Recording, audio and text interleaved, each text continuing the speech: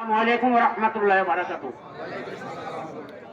আপনারা আমার পূর্বে যারা আলোচনা করলেন সবই শুনছেন। তারপরও দুঃখজনক কথা হলো যে আল্লাহ রাব্বুল আলামিন আজকে আমাদের শক্তি থাকার পরও আমরা সেখানে কিছু করতে পারছি না।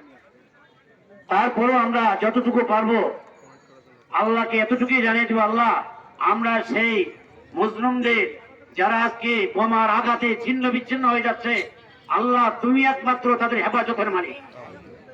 কারণ আমরা এখান থেকে কিছু করতে পারবো না, কিন্তু আল্লাহ যে ডাক তুমি কবুল করো, সেই ডাকের মাধ্যমে যে ওলির ডাকে তুমি শোনো, যে আলমের ডাক শোনো, আল্লাহ যে সাধারণ লোক ডাক শোনার পরও আল্লাহ তুমি তাদেরকে হেফাজত করো।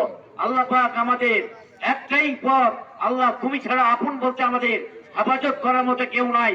আর এই লম্পট ইসরায়েলদেরকে আল্লাহ তাদেরকে তুমি নাস্তুবুত করে দাও, যেভাবে তুমি নমরুদের সময় দিয়েছিলা, আল্লাহ যেভাবে ফিরআউনের সময় তুমি দিয়েছিলা, আল্লাহ তুমি তাদেরকেও তুমি ধ্বংস করে দাও আর মুসলমানদের বিজয় করে দাও।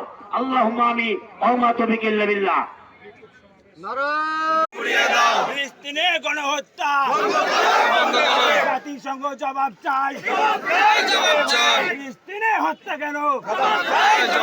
ইসরায়েলি পণ্য বয়কট বয়কট বয়কট বয়কট। ইসরায়েলের পণ্য লিল্লাহি তাকবীর। আল্লাহু আকবার। দুনিয়ার মুসলিম এক হও এক হও এক হও, জিহাদ করো। দুনিয়ার মুসলিম জিহাদ জিহাদ জিহাদ চাই। জিহাদ করে বাঁচতে চায়। বিপ্লব বিপ্লব বিপ্লব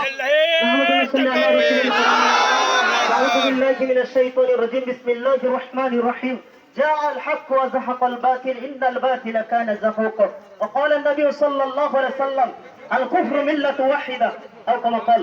সমস্ত প্রশংসা সেই মহানুভব মালিক আল্লাহ রাব্বুল আলামিনের উপর, যে মহানুভব মালিক অত্যন্ত ভালোবেসে মহব্বত করে ফিলিস্তিনিদের পক্ষে নিয়ে ইসরায়েলের বিপক্ষে তৌহিদি জনতাকে একত্রিত হওয়ার সুযোগ এবং তৌফিক এনায়েত করে দিয়েছেন। এজন্য আমরা সকলেই সরে উচ্চ কণ্ঠে বলিষ্ঠ আওয়াজে একতার মধ্যে সাম্য প্রতিষ্ঠাতে ফিলিস্তিনের পক্ষে নিয়ে বলি আলহামদুলিল্লাহ। হাজিরিন, ধন্যবাদ জানাই সর্বতিপুর উলামা সমাবেশ যিনারা এইরকম একটা উদ্যোগ নিয়েছে। আল্লাহ রাব্বুল আলামিন তাদের এই ঈমানি চেতনাকে আসমান পর্যন্ত উদ্দীন করুন, সকলে বলেন আমিন। বহু মানুষ বহু কথা বলবেন, আমি আমার জীবন থেকে স্বল্প কয়েকটা কথা যেগুলো আপনার আমার জন্য খুবই দরকারি। আমরা জানি পৃথিবীর সবচাইতে শ্রেষ্ঠ মহামানবের নাম কি বলেন তো? হযরত মুহাম্মদ সাল্লাল্লাহু আলাইহি ওয়াসাল্লাম। আল্লাহর রাসূল সবচেয়ে মুস্তাজাবু দোয়া ছিলেন, তিনি কোনো দোয়া করলে